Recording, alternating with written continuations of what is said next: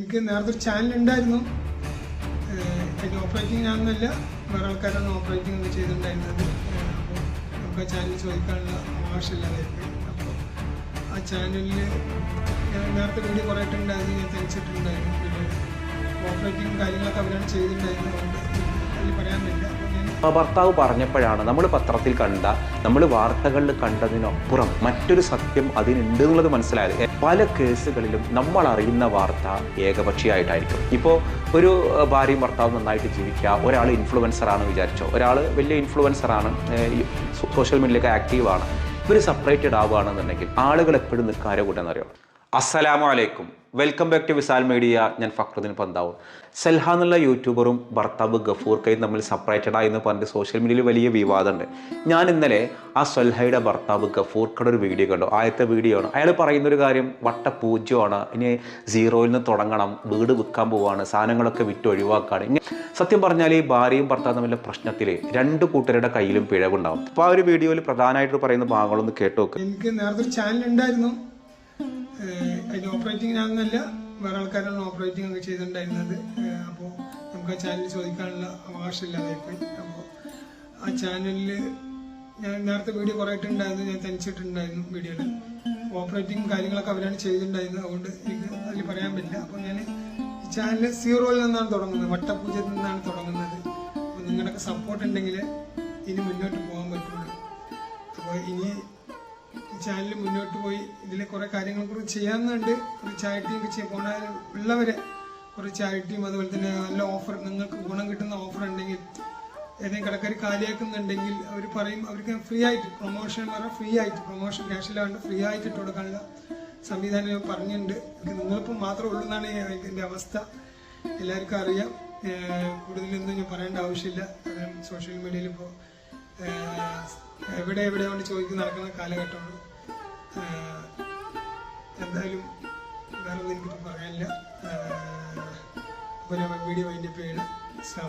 അപ്പോൾ സുലു ട്രേഡേഴ്സ് എന്ന് പറഞ്ഞാണ് ഈ ചാനൽ തുടങ്ങിയിട്ടുള്ളത്. ആദ്യത്തെ ഒരു വീഡിയോ തന്നെ, ആ ഒരു വീഡിയോ തന്നെ ഒരു 3 ലക്ഷം ആളുകൾ കണ്ടു കഴിഞ്ഞു. ദമ്പതികൾക്കിടയിലുള്ള പ്രശ്നങ്ങളും പലപ്പോഴും ഏകപക്ഷീയമായിട്ടാണ് നമ്മൾ സംസാരിക്കുക.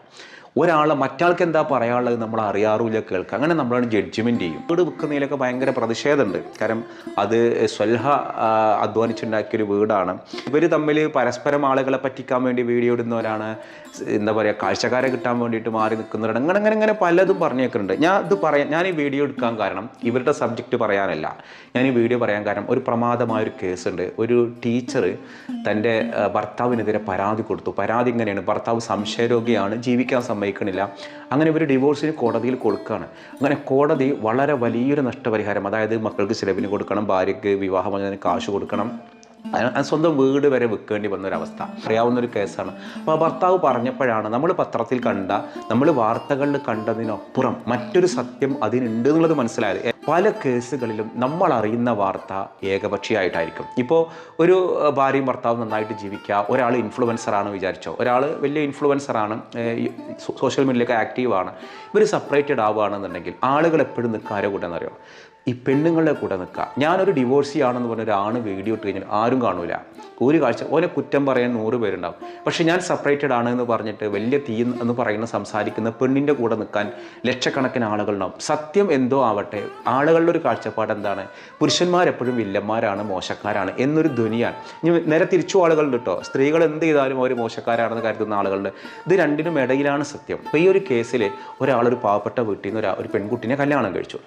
ഈ പെൺകുട്ടിക്ക് ഡിഗ്രിക്ക് ചേർത്തത് ഈ ഭർത്താവാണ്. ഡിഗ്രിക്ക് ചേർത്തിട്ട് BA ഇംഗ്ലീഷാണ് അവൾ എടുത്തത്. അത് കഴിഞ്ഞിട്ട് ഒരു എയ്ഡഡ് സ്ഥാപനത്തിൽ BEdന് ചേർത്തു. BEd കഴിഞ്ഞു. അതൊക്കെ ഈ ഭർത്താവാണ് പഠിപ്പിച്ചത്. ഭർത്താവ് ഗൾഫിലാണ്. അപ്പോൾ അതിനിടയിൽ 2 കുട്ടികളും ഉണ്ടായി. ഭർത്താവ് അവധിക്കാലാകുമ്പോൾ ഗൾഫിലേക്ക് ഇവരെ കൊണ്ടുപോകും. അങ്ങനെ നല്ല സന്തോഷമാണ്. ആ വീട്ടിൽ ഭയങ്കര ഹാപ്പി ആയിട്ട് കഴിയാണ്. ഇവർ സെപ്പറേറ്റ് പുതിയ വീട് വെച്ചു. ആ വീട് വെച്ചപ്പോഴുകൂടി ഭാര്യയ്ക്ക് ഭയങ്കര ഒരു സെർവൻറ്റിനൊക്കെ വെച്ചു കൊടുത്തു. കാരണം വീട്ടിലെ പുറത്ത് ജോലിക്ക് ഒരാൾ അടിച്ചോരാനും ഇതിനൊക്കെ, അതുപോലെ ഭക്ഷണം ഉണ്ടാക്കി കൊടുക്കാൻ ഒരാൾ, ഒരു പാവങ്ങൾക്കൊരു വരുമാനമായി അങ്ങനെ ഹാപ്പി ആയിട്ട് മുന്നോട്ട് പോവുകയാണ്.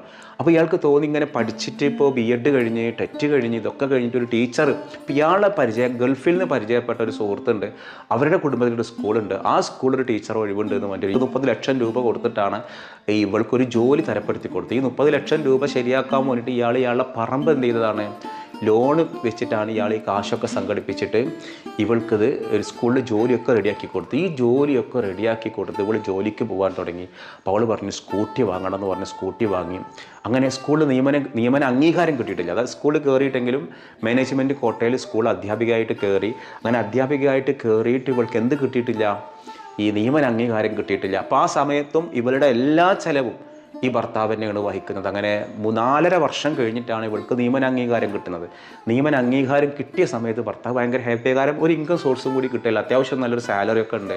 ഇവള് പറഞ്ഞു ഇനി ലോൺ ഒരു കാർ എടുക്കാം. അങ്ങനെ കാർ എടുത്തു, ഹാപ്പിയായി. ഭർത്താവ് സത്യം പറഞ്ഞാൽ ഭർത്താവിന് ആ വീട്ടിൽ കാറില്ല, ഭാര്യയാണ് കാർ എടുത്തത്. അങ്ങനെ എല്ലാ ഫ്രീഡം കൊടുത്തിട്ട് പിന്നെ ഇവൾക്ക് ഭർത്താവിനെ വലിയ താല്പര്യമില്ലാതായി. ഓരോ സ്കൂളുകളിൽ ഇങ്ങനെ ക്ലസ്റ്റർ മീറ്റിങ്ങുകൾ ഉണ്ടാവും, പല സ്കൂളുകളിലും. അങ്ങനെ ഒരാളെ പരിചയപ്പെട്ടു, സൗഹൃദ ബന്ധം ഉണ്ടായിരുന്നു. ഈ സുഹൃത്ത് ബന്ധം ഇങ്ങനെ വളർന്ന് വലുതായിട്ട് പിരിയാൻ കഴിയാത്തൊരു ബന്ധത്തിലേക്ക് മാറി. പിശാച് ഇടയിൽ പ്രവർത്തിച്ചു, അത്ര തന്നെ പറയാം. അല്ലാതെ ബോധപൂർവം ഇപ്പോൾ ഒരാളങ്ങനെ ചെയ്യുന്നതല്ല. ഇത് ഭർത്താവിന് ഭയങ്കര സംശയം. ആളുകൾ ഇങ്ങനെ പലതും പറയാൻ തുടങ്ങി, ടീച്ചറുടെ വോക്ക് ശരിയല്ല അല്ല. ഇത് ചോദ്യം ചെയ്തപ്പോൾ ഇവൾ പറഞ്ഞു നിങ്ങൾ സംശയരോഗിയാണ്, നിങ്ങൾക്ക് സംശയമാണ്. ഇയാൾക്ക് ഗൾഫിൽ ബിസിനസ് ചെയ്യാൻ പറ്റാതായി, ഗൾഫിൽ ജോലി ചെയ്യാൻ പറ്റാതായിട്ട് ഇയാൾ ഇടയ്ക്കിടയ്ക്ക് നാട്ടിൽ വരുന്നത് ഇയാളെ ബിസിനസ്സിനെ ബാധിക്കാൻ തുടങ്ങി. പിന്നീട് ഇയാൾ ബിസിനസ് ഉപേക്ഷിച്ച് വീട്ടിലേക്ക് വന്ന സമയത്ത് ഒത്തുപോകാൻ കഴിയാത്തൊരു സാഹചര്യം. ഇയാൾ എന്ത് പറയുമ്പോഴും ആളുകളോട് ഇവൾ പറയാം സംശയരോഗമാണെന്ന് പറയാം. സംശയരോഗമല്ല, ഇയാൾക്ക് കുറേ കാര്യങ്ങൾ അറിയാം. ചിറക് വെച്ചാൽ പിന്നെ പറക്കും, പിന്നെ അവർ പിടിച്ചാൽ കിട്ടൂല. അഹങ്കാരം എന്നുള്ളതാണ്. കാരണം സ്വന്തമായിട്ട് വരുമാനമുണ്ട്, അത്യാവശ്യം പഠിച്ചിട്ടുണ്ട്, കാണാൻ നല്ല സൗന്ദര്യമുണ്ട്, സംസാരിക്കാൻ നല്ല സ്മാർട്ടാണ്. ഇതിനിടയ്ക്ക് ഇയാളുടെ കയ്യിലും കുറേ പിഴവുകളുണ്ട്.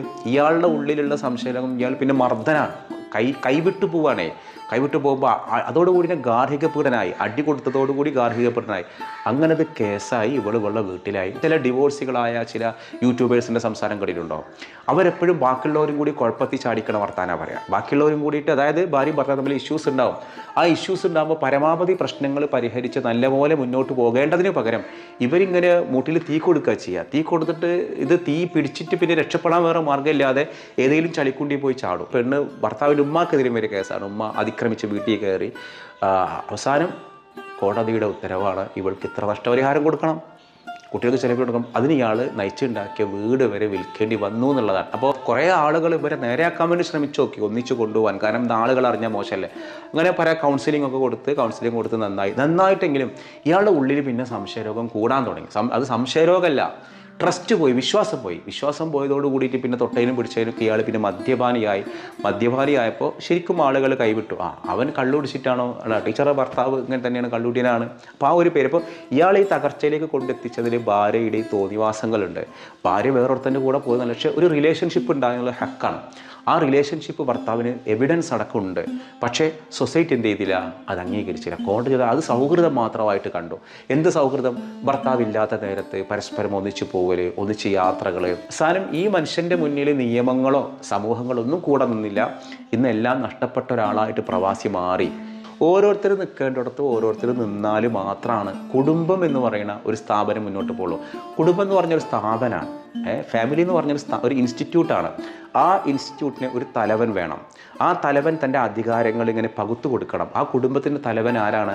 അതൊരു ഗൃഹനാഥനാണ്. ആ ആണ് ഭാര്യയ്ക്ക് ഇന്ന അവകാശങ്ങൾ, വീടിൻ്റെ കാര്യങ്ങൾ നീ നോക്കണം, കുട്ടികളുടെ കാര്യങ്ങൾ നീ നോക്കണം. അതിൻ്റെ മൊത്തത്തിലുള്ള ഒരു മേൽപ്പവർ ആർക്കാണ്? ആണിനാണ്. അപ്പോൾ കുടുംബം ഭരിക്കുന്നത് ആരാണ്? സ്ത്രീയാണ്. പക്ഷെ അതിന് മുകളിൽ ചോദ്യം ചെയ്യാൻ അവകാശമുള്ള ഒരാൾ, ഭർത്താവ്, അവിടെ ഗൃഹനാഥനായിട്ട് ഉണ്ടാവണം. ഞാനീ പറയുന്നത് സ്ത്രീ വിരുദ്ധതയായിട്ടൊക്കെ നിങ്ങൾക്ക് തോന്നാം. പക്ഷേ ഇത് തെറ്റിക്കുന്ന ഇടങ്ങളിലൊക്കെ നിങ്ങൾ നോക്കേണ്ടി കുടുംബം തകർന്നിട്ടുണ്ടാവും.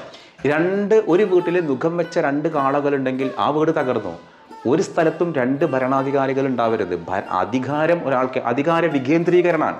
2 കൂട്ടർക്കും അധികാരം കിട്ടിക്കഴിഞ്ഞാൽ പിന്നെ ആ കുടുംബ ബന്ധം തകരും. അതന്നെ ഇവിടെയും സംഭവിച്ചത്. കുടുംബബന്ധം സന്തോഷമായിട്ട് മുന്നോട്ട് പോകണമെങ്കിൽ പ്രധാനമായിട്ട് നമുക്ക് അത് വിശ്വാസം വേണം. പിന്നെ കുടുംബത്തിനൊരു നാഥൻ വേണം. നിങ്ങൾ എത്ര പിന്തിരിപ്പെന്ന് പറഞ്ഞാലും ഒരു കുടുംബത്തിൽ 2 പേര് നാഥന്മാരാവാൻ ശ്രമിച്ചിട്ടുണ്ടോ, ആ കുടുംബബന്ധം തകർന്നിട്ടേ ഉള്ളൂ. നിങ്ങൾ എന്നോട് ചോദിച്ചാലും ഇല്ലെങ്കിലും സത്യം അതാണ്.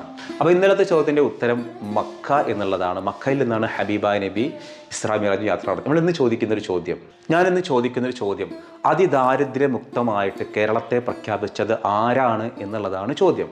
അതിന് ഉത്തരമാണ് നിങ്ങൾ കമൻറ്റ് ചെയ്യേണ്ടത്. ഞാൻ 2-3 ക്ലൂ തരാം. 1 ഉമ്മൻചാണ്ടി, 2 പിണറായി വിജയൻ. ഇതിൽ ഏതാണ് ശരി ഉത്തരം എന്നുണ്ടെങ്കിൽ ആ ഉത്തരം നിങ്ങൾ കമൻറ്റ് ചെയ്യുക. മറ്റൊരു ദിവസം മറ്റൊരു വീഡിയോയുമായി വീണ്ടും കാണാം. അസ്സലാമു അലൈക്കും.